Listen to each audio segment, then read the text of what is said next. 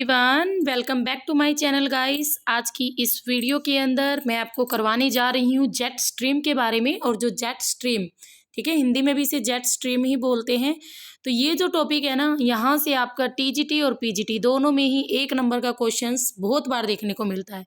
ठीक है, तो इम्पोर्टेंट टॉपिक है, स्किप मत कीजिएगा वीडियो को। और अगर अच्छी लगे तो लाइक शेयर करते रहिए। ठीक है, तो चलिए शुरू करते हैं अपनी आज की video. Jet stream, jet stream क्या होती है ये? तो सबसे पहले तो आपको एक चीज़ पता होनी चाहिए। जो जेट स्ट्रीम होती है ना, वो बहुत तेज गति से चलने वाली हवाओं को कहते हैं। ठीक है, तो पहले तो जेट, जैसे जेट चलता है, जेट आपको पता है कहाँ चलती है? जेट, जेट विमान आपके आसमान में चलते हैं ना, तो उसी तरीके की ये हवाएं होती हैं।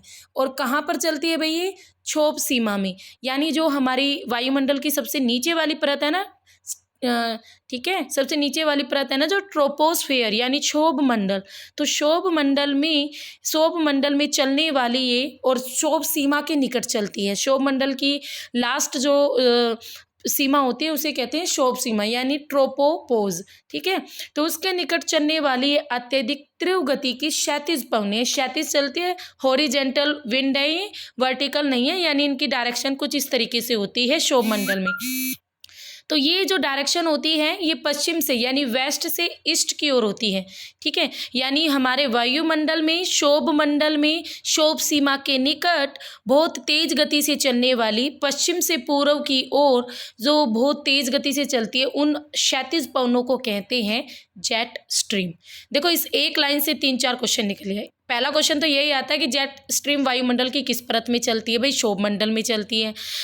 किस सीमा के निकट चलती है? तो क्षोभ सीमा के निकट चलती है। उसकी डायरेक्शन कैसी है? तो पश्चिम से पूर्व की ओर डायरेक्शन है। और इसके अलावा पूछे कि भाई ये बताओ कि जो क्षोभ मंडल में चलता है वो कौन सा प्रवाह चलता है जेट स्ट्रीम का? तो पछुआ जेट स्ट्रीम प्रवाह चलता है। पछुआ है ना, तो पश्चिम की ओर से आ रहा है तो पछुआ। ठीक है, तो पछुआ जेट स्ट्रीम प्रवाह चलता है। इतनी बात क्लियर हुई। और क्षैतिज हवाएं चलती है, वर्टिकल इनमें नहीं चलती, क्षैतिज चलती हैं ये। नेक्स्ट आता है, अगर इन वायु धाराएं ये काफ़ी चौड़े एरिया को कवर करके चलती है, तो लगभग 150 किलोमीटर चौड़ाई वाला एरिया और 2 से 3 किलोमीटर मोटी एक लेयर्स के रूप में ये सक्रिय रहती है। यानी आप ये लगा लो, जिस भी एरिया के ऊपर से बहेंगी तो लगभग 150 किलोमीटर चौड़ाई में और 2 से 3 किलोमीटर मोटाई में। ठीक है, तो ये एक बेल्ट के रूप में सक्रिय रहती है क्षोभ मंडल में। इनकी गति की बात करें तो भाई सामान्यतः अगर ये नॉर्मल चल रही है तब इनकी जो गति होगी 150 से 200 किलोमीटर पर घंटा होगी।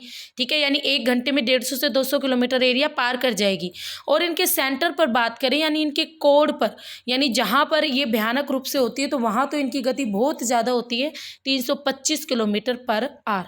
ठीक है, तो आपको नॉर्मल गति याद कर लेना, 150 से 200 किलोमीटर पर आवर पूछी जा सकती हैं। अब एक इम्पोर्टेंट क्वेश्चन, वो क्या? ये जो वायु धाराएं होती है ना, उत्तरी गोलार्ध में ज़्यादा देखने को मिलती हैं।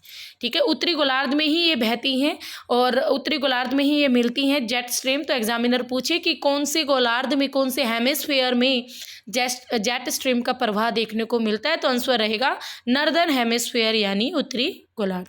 जेट जो वायु धाराएं होती है 4 प्रकार की होती है। ये चारों जो प्रकार है ना, इनसे भी एग्जाम में क्वेश्चन बनता है। किस तरीके से, चलिए करते हैं। सबसे पहला आता है भाई ध्रुवीय रात्रि जेट स्ट्रीम। ध्रुवीय रात्रि जेट स्ट्रीम यानी जो ध्रुवीय एरिया के पास बहती है, ध्रुवीय यानी पोलर एरिया के पास। तो ये जो ध्रुवीय रात्रि जेट स्ट्रीम है ना, ये ही एक जेट स्ट्रीम है जो दोनों गोलार्धों में पाया जाता है। बाकी सारे तो उत्तरी गोलार्ध में है। मैंने बोला था ना, ज़्यादातर उत्तरी गोलार्ध में देखने को मिलती है। बस यही एक जेट स्ट्रीम है जो दक्षिण गोलार्ध में भी देखने को मिलती है, पोलर एरिया के पास। तो उत्तरी गोलार्ध और दक्षिण गोलार्ध दोनों गोलार्धों में 60 डिग्री से जो अपर वाला एरिया है, 60 डिग्री नॉर्थ से 90 डिग्री नॉर्थ और 60 डिग्री साउथ से 90 डिग्री साउथ के बीच ये आपकी मिलती है ध्रुवीय रात्रि जेट स्ट्रीम इन्हें कहती हैं। और पश्चिमी प्रवाह होता है इनका भी, मीन्स पश्चिम की ओर से ही ये हवाएं चलती है पूर्व की ओर। तो पछुआ प्रवाही होता है ध्रुवीय रात्रि जेट स्ट्रीम का। Got it? एग्जामिनर पूछ सकता है कि आपको चारों टाइप दे देगा, पूछेगा निम्न में से कौन सा जेट स्ट्रीम प्रवाह केवल दक्षिणी गोलार्ध में देखने को मिलता है? तो आपको पता होना चाहिए, आंसर होगा ध्रुवीय रात्रि जेट प्रवाह। नेक्स्ट आता है गाइस आपका ध्रुवीय वाताग्री जेट प्रवाह। ध्रुवीय वाताग्री जेट स्ट्रीम कह लो या प्रवाह कह लो, कोई दिक्कत नहीं है। तो ध्रुवीय वाताग्री, यहाँ पर वाताग्री आ गया है। तो दो ध्रुवीय, देखो अभी हमने इससे पहले ऊपर पढ़ा था ध्रुवीय रात्रि, दोनों में क्या डिफरेंट है अभी देखते हैं। ये है ध्रुवीय रात्रि, तो 60 डिग्री से अबव वाले एरिया में, और ध्रुवीय वाताग्री वाला 30 से 70 डिग्री उत्तरी अक्षांश के बीच, केवल उत्तरी अक्षांश में 30 डिग्री से 70 डिग्री के बीच जो हवाएं बहती हैं, पूरी स्ट्रॉन्ग वेव होती हैं, उन्हें कहते हैं ध्रुवीय वाताग्री जेट स्ट्रीम। ऊंचाई की बात करें तो 9 से 12 किलोमीटर की ऊंचाई पर ये हमें मिलती हैं। और भाई इन्हें रोसबी तरंग भी कहते हैं। एग्जाम में ये क्वेश्चन आ चुका है कि निम्न में से किस प्रकार को रोसबी तरंग के नाम से भी जाना जाता है, तो ध्रुवीय वाताग्री जेट स्ट्रीम को, क्योंकि यहाँ पर वाताग्र बनते हैं। क्योंकि देखो 30 डिग्री से नीचे वाला एरिया आपका गर्म होता है और 70 डिग्री के आसपास वाला एरिया ठंडा होता है। तो यहाँ पर वाताग्र किसे कहते हैं? वाताग्र एक दीवार होती है जिसके इधर तो गर्म हवा और इधर ठंडी हवा होती है, तो इनके बीच में एक वॉल बन जाती है, एक दीवार बन जाती है, जिसे फ्रंट कहते हैं, यानी वाताग्र कहते हैं। तो इसीलिए इस ध्रुवीय वाताग्र के निकट ये हवाएं चलती हैं, इसीलिए इन्हें रोसबी तरंग भी कहते हैं। और ये आपके ध्रुवीय वाताग्रों से रिलेटेड होते हैं। तो वाताग्र मैंने आपको समझा ही दिया क्या होता है, ठीक है, तो आपको क्लियर हो गई ये चीज़ें। फ्रंट क्या होता है? जब गर्म और ठंडी वायु राशि आपस में एक दूसरे के नज़दीक मिलती हैं तो उन दोनों के बीच में एक दीवार बन जाती है, जिसे वाताग्र कहते हैं। तो ये वाताग्र वही है, इंग्लिश में इसे फ्रंट कहते हैं। तो जो ये ध्रुवीय वाताग्री है, ये भी, इसका भी जो प्रवाह है गाइस, वो भी पश्चिमी प्रवाह है, ठीक है। ध्रुवीय रात्रि वाले का भी पश्चिमी है और ध्रुवीय वाताग्री वाले का भी पश्चिमी प्रवाह है। नेक्स्ट आता है उपोषण पछुआ जेट प्रवाह। पछुआ नाम आ गया देखो, तो ये भी आपका पश्चिमी प्रवाह है, ठीक है, यानी इसमें भी हवाएं पश्चिम से पूर्व की ओर चलेंगी। 20 से 35 डिग्री, देखो हमने 60 डिग्री से ऊपर हमारा ध्रुवीय रात्रि जेट प्रवाह, 30 से 70 डिग्री के बीच हमारा भाई ध्रुवीय वाताग्री जेट प्रवाह। उपोषण पछुआ ये रहेगा 20 से 35 डिग्री उत्तरी अक्षांश में, केवल उत्तरी अक्षांश में, ओके, और 10 से 14 किलोमीटर की ऊंचाई पर देखने को मिलता है। भारत में दिसंबर और फरवरी के बीच जो आपकी पश्चिमी विक्षोभ आते हैं, भाई भारत में सर्दियों में वर्षा कौन लाता है? पश्चिमी विक्षोभ।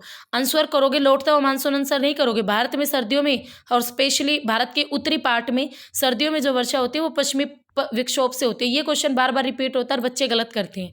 पश्चिमी विक्षोभ शीतोष्ण कटिबंधीय चक्रवात को दूसरा नाम भी है, वेस्टर्न डिस्टर्बेंस, ठीक है, इंग्लिश में वेस्टर्न डिस्टर्बेंस, ये शीतोष्ण कटिबंधीय चक्रवात का दूसरा नाम भी है। और दिसंबर से फरवरी के बीच भारत में, उत्तरी भारत में जो वर्षा होती है वो पश्चिमी विक्षोभ से होती है। और इस पश्चिमी विक्षोभ को लाने के लिए कौन सी पवनी जिम्मेदार है? तो भाई आपकी उपोषण पछुआ जेट पवन, ठीक है। तो क्लियर हो गया है ना आपको कि पछुआ, उपोषण पछुआ जेट प्रवाह में जो पश्चिमी विक्षोभ, जो हमारे भारत के उत्तरी पार्ट में पश्चिमी विक्षोभ आते हैं, वेस्टर्न डिस्टर्बेंस आते हैं, उन्हें लाता कौन है? उपोषण पछुआ जेट प्रवाह। ये आपका पीजीटी लेवल पर क्वेश्चन पूछा गया था कि पश्चिमी विक्षोभ को भारत में लाने के लिए कौन सा जेट प्रवाह जिम्मेदार था। ऑप्शन में 4 ऑप्शन थे, तो राइट आंसर रहेगा उपोषण पछुआ जेट प्रवाह। क्लियर। नेक्स्ट आता है उष्ण कटिबंधीय पूर्वी जेट स्ट्रीम।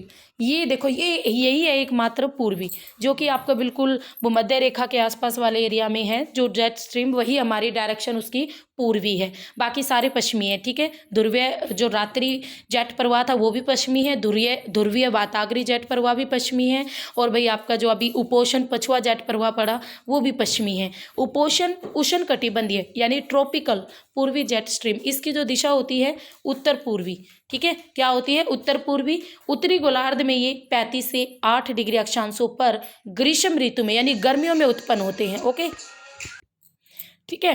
तो आप समझ गए, इनकी दिशा उत्तर पूर्वी होती है, और ये जो उत्तर पूर्वी डायरेक्शन होगी ये गर्मियों में होती है। अक्षांश होते 35 यानी 35 डिग्री से ऊपर, 35 डिग्री से भूमध्य रेखा की ओर हवाएं चलती हैं इसमें, 35 से 8 डिग्री। भारतीय मानसून की उत्पत्ति के लिए उष्ण कटिबंधीय पूर्वी जेट स्ट्रीम ही जिम्मेदार है। एग्जाम में ये क्वेश्चन भी आता है कि भारत में जो मानसून का आगमन होता है वो कौन से जेट प्रवाह से होता है, और बच्चे सोचते हैं भाई दक्षिण पश्चिम डायरेक्शन होती है मानसून की, तो बच्चे पश्चिमी प्रवाह वाले को लगा जाते हैं। बट गाइस ध्यान रखना, उष्ण कटिबंधीय पूर्वी जेट स्ट्रीम भारतीय मानसून को भारत में लाने के लिए जिम्मेदार हैं। तो जितने भी इंपॉर्टेंट क्वेश्चन इसमें इस टॉपिक से बनते हैं मैंने आपको सारे रिपीट करवा दिए हैं, ठीक है। चलो मैं एक बार फिर से, देखो जेट स्ट्रीम क्या होती है? क्षोभ मंडल में चलती हैं, आपकी क्षैतिज पवनें होती हैं, और भाई आपके ये क्षोभ मंडल में क्षोभ सीमा के निकट और बहुत तेजी गति से चलने वाली पवनें होती हैं। गति की बात करें 150 से 200 किलोमीटर पर आवर, और कई बार मैक्सिमम मैक्सिमम इनकी जो स्पीड होती है 325 किलोमीटर पर आवर होती है। 150 किलोमीटर चौड़ाई में एरिया लेकर चलती है और 2 से 3 किलोमीटर मोटाई में। ठीक है, ज़्यादातर आपकी जेट स्ट्रीम केवल उत्तरी गोलार्ध में देखने को मिलती है, बट एक ही जेट स्ट्रीम है जो दक्षिणी गोलार्ध में भी देखने को मिलती है, वो है ध्रुवीय रात्रि जेट स्ट्रीम। ये जो जेट स्ट्रीम होते हैं ये 4 प्रकार की होती हैं, और जिसमें से पहला आता है ध्रुवीय रात्रि जेट स्ट्रीम। उत्तरी और दक्षिणी दोनों गोलार्धों में 60 डिग्री से लेकर उत्तरी ध्रुव और दक्षिणी ध्रुव तक मिलती हैं ये, और पश्चिमी प्रवाह है। बस इसको आप इससे एक ही क्वेश्चन बनेगा कि कौन सी जेट स्ट्रीम दक्षिणी गोलार्ध में मिलती है, तो आंसर रहेगा ध्रुवीय रात्रि जेट स्ट्रीम। नेक्स्ट आता है ध्रुवीय वाताग्र जेट स्ट्रीम। तो ये वाताग्र पर बनती है सबसे पहले तो, और 30 से 70 डिग्री केवल उत्तरी अक्षांश में 9 से 12 किलोमीटर की ऊंचाई पर। इसे रोसबी तरंग भी कहते हैं, और ध्रुवीय वाताग्रों से ये रिलेटेड होती है, और सेम आपका पछुआ प्रवाह रहेगा इसका भी। नेक्स्ट आता है उपोषण पछुआ जेट प्रवाह। ये भी पछुआ प्रवाह रहेगा 20 से 35 डिग्री उत्तरी अक्षांश, 10 से 14 किलोमीटर की ऊंचाई पर। भारत में जो पश्चिमी विक्षोभ आते हैं सर्दियों में, वर्षा करते हैं, जो रिमझिम वाली, मूसलाधार कभी भी नहीं होती, रिमझिम होती है। तो दिसंबर से फरवरी के बीच जो शीतोष्ण कटिबंधीय चक्रवात आते हैं, पश्चिमी विक्षोभ आते हैं, उन्हें लाना किसका काम है? उपोषण पछुआ जेट प्रवाह का। यही क्वेश्चन इससे इंपॉर्टेंट है। नेक्स्ट आता है लास्ट उष्ण कटिबंधीय पूर्वी जेट स्ट्रीम। इसकी दिशा उत्तर पूर्वी होती है। उत्तरी गोलार्ध में 35 से 8 डिग्री अक्षांशों पर ग्रीष्म ऋतु में पैदा होते हैं, गर्मियों में।